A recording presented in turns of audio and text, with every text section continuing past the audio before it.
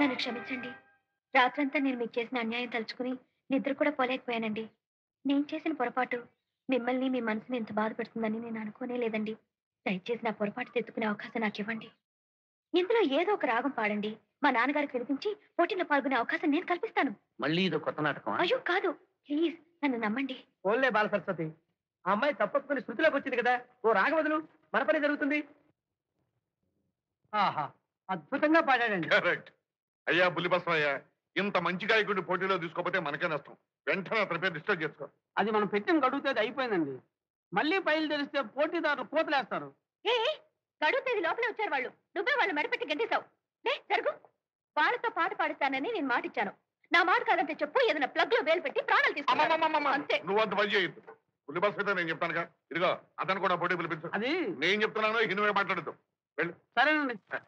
ఇప్పుడు ఓకే అమ్మాయి.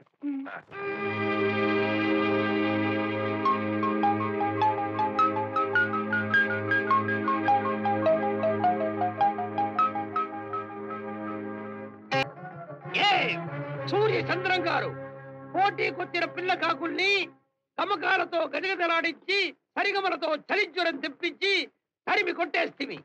ఇక మాకు మర్యాదలు సన్మానాలు చేసుకోండి. మహావిద్వాంసులకు చిన్న విన్నపం. ఏం పోటీకి చివరి నిమిషంలో ఒక యువగాయకుడిని లిస్టులో చేర్చుకున్నాం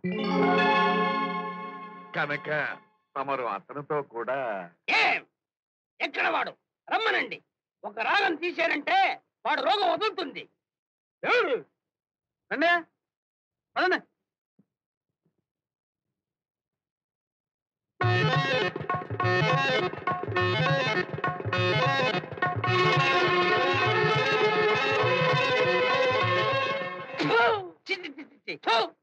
వీడా ఈ దక్షిణ భారత తూత్తుకుడి కర్ణాటక సంగీత సమ్రాట్ శివసాంబ దీక్షితులు ఒక ఆకలి పాటలు అల్లరి రాగాలు పాడుకుని చిల్లరి అడుక్కునే ఒక ముష్టివాడితో పోటీ చేయడమా? సరస్వతికి అవమానం, సంగీతానికే కళంకం. చూడండి, కనిపించే రూపాన్ని బట్టి కనిపించని కళను అంచనా వేయడం మంచిది కాదు. పాల్గొన్న ఎవరితోనైనా పోటీ చేయడం సభా మర్యాద. ఏం మాకే సభా మర్యాద నేర్పుతున్నావా? ఎవరు నువ్వు?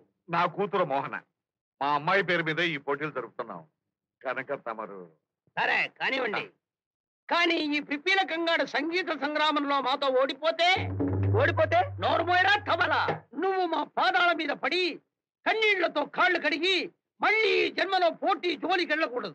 అసలు మీరే ఓడిపోతే ఏమది? మేం ఓడిపోవటమా? ఒకవేళ మేమే ఓడిపోతే మా కంకణాన్ని మీకు తొడిగి శిరస వంచి పాదాభివందనం చేస్తా. అంత మాట ఎందుకు గురువు గారు? బాబు గోపాలం కానివ్వండి. గురుగారు కూర్చోండి. రమ్మ. సెలవివ్వండి గురువు గారు. నన్ను ఏ రాగంతో ఎటు నుంచి రమ్మంటారు? మునగాడిలా అడుగుతున్నావు. ఏ రాగంలో ఎటు వస్తావో నువ్వే చెప్పు.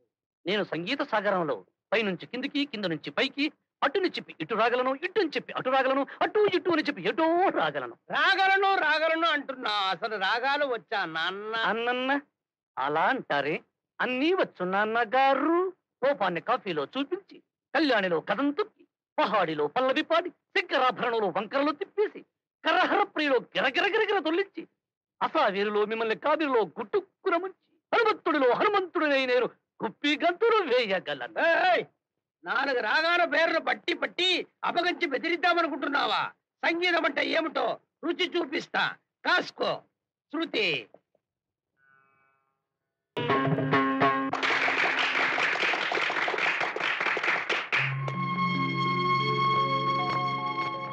నాయన, నువ్వు నిజంగా సరస్వతి పుత్రుడివి. సామాన్యుడికి సాధ్యం కాని విధంగా శుద్ధ హిందువుల నుంచి కదలకుండా నీ స్వరమాధుర్యంతో ఎక్కడెక్కడో సంచారం చేసి నా మతి పోగొట్టావు. నువ్వు గానం చేసిన శుద్ధ హిందోళం, ఉదయ రవిచంద్రిక, మోహన, మధ్యమావతి, శుద్ధ సావేరి, ఈ 5 రాగాలు నిజంగా పంచామృతాలే బాబు. తూత్తుకుడి నుంచి వచ్చినందుకు నా జన్మ ధన్యమైంది. గురువుగారు, పెద్దవారు, మీరు నాకు నమస్కారం చేయడం ఏమిటి? ఇది కానుక కాదు బాబు, నీకు నా నైవేద్యం. అలా అనకండి. అది మీకు అలంకరణగానే ఉండాలి. నాకు మీలాంటి పెద్దల దీవెనలే శ్రీరామ రక్ష. నన్ను ఆశీర్వదించండి గురుగారు. శుభం.